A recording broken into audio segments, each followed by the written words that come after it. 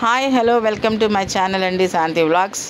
ఎలా ఉన్నారండి? మీరందరూ బాగున్నారా? ఈరోజు ఎంతో టేస్టీ గుత్తి వంకాయ ఫ్రై అన్నది మనం ఏ విధంగా రెడీ చేసుకోవచ్చో చూద్దామండి. కావాల్సిన ఇంగ్రీడియంట్స్ వచ్చి ధనియాలు, అలాగే ఒక 5-6 ఎండుమిర్చి, కొంచెం సాల్ట్, అలాగే కొంచెం జీలకర్ర అండి. ఈ మొత్తం కూడా చక్కగా మిక్సీలో మెత్తని పొడిలాగా చాప్ చేసేసుకోండి, మిక్సీ పట్టుకోండి.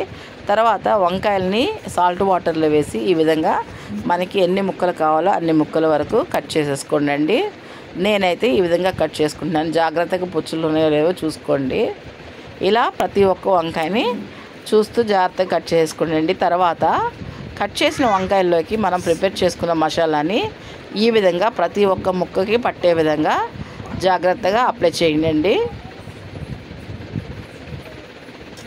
ఇలా అన్ని వంకాయలకి అప్లై చేసేసుకోండి. చూస్తున్నారు కదా, ప్రతి ఒక్క ముక్కకి పట్టే విధంగా అప్లై చేయండి.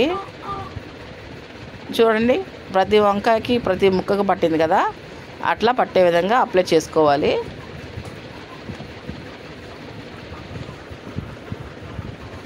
అప్లై చేసేసిన తర్వాత ఇప్పుడు మనం వీటిని ఫ్రై చేసుకోవడానికి స్టవ్ వెలిగించి కళాయి పెట్టుకోవాలండి. తర్వాత ఎంత అయితే ఆయిల్ కావాలో ఫ్రై చేయడానికి అంత ఆయిల్ని వేసుకోండి. నేను ఎందుకంటే ఫ్రై చేయాలి కాబట్టి కొంచెం ఎక్కువగానే ఆయిల్ అన్నది వేసుకున్నానండి. ఇప్పుడు ఆయిల్ వేడెక్కిన తర్వాత ఒక్కొక్క వంకాయని జాగ్రత్తగా ఆయిల్లో వేసుకోవాలి. చూడండి, ఆయిల్ అన్నది వేడెక్కింది. ఇప్పుడు ఒక్కొక్క వంకాయని జాగ్రత్తగా వేసుకోవాలండి.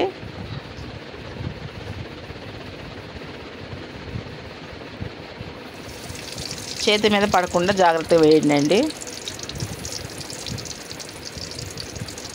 ఈ విధంగా ప్రతి వంకాయని కూడా వేసేసుకోవాలి.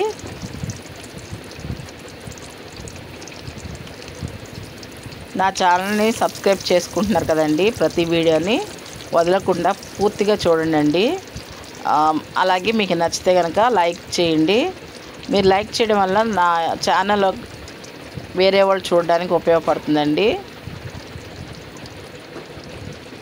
ఇప్పుడు మొత్తం వేసేసుకున్న తర్వాత ఆయిల్లో మొత్తం కూడా ఫ్రై అయ్యే విధంగా ఈ విధంగా గరిటెతో కలుపుకోవాలండి. ఇట్లా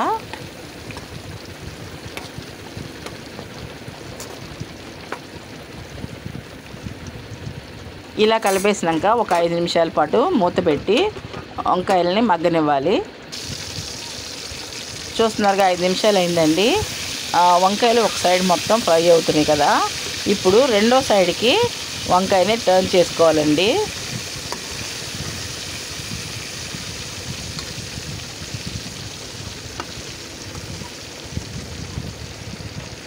ఇప్పుడు మూత పెట్టి మళ్ళీ ఇంకొక 5 నిమిషాలు వంకాయల్ని ఫ్రై అవనిద్దాము. చూసారు కదా, చాలా వరకు ఫ్రై అయినాయి కదండి.